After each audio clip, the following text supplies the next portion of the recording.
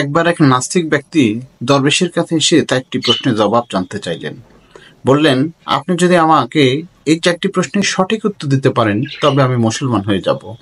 প্রশ্ন 4টি হলো, বলা হয় যে আল্লাহ সকল কিছু স্রষ্টা, যদি তাই হয় তবে আমরা তাকে দেখতে পাই না কেন? নাস্তিকের দ্বিতীয় প্রশ্নটি ছিল এইরকম, না দেখে আল্লাহকে বিশ্বাস করার কথা বলা হয় কেন? তৃতীয় প্রশ্নটি ছিল নাস্তিকের এরকম, ইবলিস তথা জিন জাতি যদি আগুনের তৈরি হয়, সুতরাং ওরা জাহান্নামের আগুনে কিভাবে পড়বে? অর্থাৎ আগুনকে দিয়ে কিভাবে পোড়ানো যায়? 4 নম্বর প্রশ্নটি ছিল, বলা হয় যে আল্লাহ ছাড়া কোনো কিছুই হয় না, তাই যদি হয় তবে মানুষ তার কৃতকর্মের জন্য শাস্তি পাবে কেন? দরবেশ প্রশ্নগুলো শুনে নাস্তিক লোকটিকে কৃত্রিম ক্রোধ দেখিয়ে পার্শ্বে পড়ে থাকা একটি মাটির ঢেলা হাতে নিয়ে নাস্তিক লোকটিকে ছুঁড়ে মারলেন।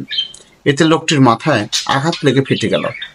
তখন দরবেশ বললেন, এ হচ্ছে তোমার 4টি প্রশ্নের জবাব।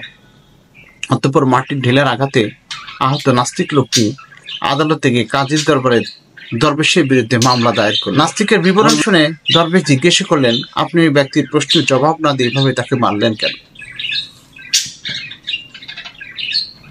উত্তরে দরবেশ বলল, এ হচ্ছে তার 4টি প্রশ্নের সঠিক জবাব। এর দ্বারা তাকে আহত করা আমার কোনো উদ্দেশ্য ছিল না। ঢিল ছুঁড়ে কিভাবে প্রশ্ন 4টির জবাব দেওয়া হলো, এ রহস্য উদ্ঘাটন করার অনুরোধ করা হলে দরবেশ বললেন, লোকটি প্রথম প্রশ্ন ছিল, আল্লাহ সবকিছু স্রষ্টা, অথচ তাকে দেখা যায় না কেন?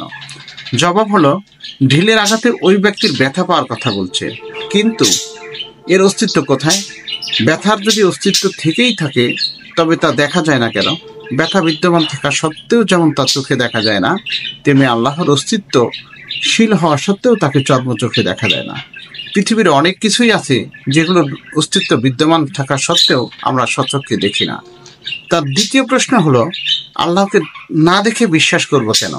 চোখে না দেখে যদি ব্যথার বিশ্বাস করা যায় তবে আল্লাহকে না দেখে অবশ্যই বিশ্বাস করতে হবে। চোখে না দেখে যদি ব্যথার বিশ্বাস করা যায় তবে আল্লাহকে না দেখে বিশ্বাস করতে অসুবিধা কোথায়?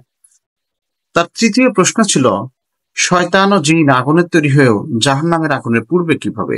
এই প্রশ্নের জবাবে দরবেশ বললেন, মানুষও মাটির তৈরি মানুষকে যদি মাটির ঢিলার আঘাত থেকে ব্যথা দেওয়া যায় তবে আগুনের তৈরি জিনকে আগুন দিয়ে পুড়ানো যাবে না কেন? নাস্তিকের চতুর্থ প্রশ্নটি ছিল আরো ভয়ানক এবং দুরভিসন্ধি সম্বন্ধ। তার চতুর্থ প্রশ্ন ছিল, আল্লাহর ইচ্ছা ছাড়া কোনো কিছুই ঘটে না, তাহলে মানুষের কৃত কর্মের জন্য মানুষকে শাস্তি দেওয়া হবে কেন? উত্তরে দরবেশ বাবা বললেন, আল্লাহর ইচ্ছায় যখন সবকিছুই হয় তবে ঢেল ছুড়া, তার গায়ে আঘাত লাগা, এটা তো আল্লাহর ইচ্ছাই ঘটেছে, সুতরাং এতে আমার দোষ কোথায়?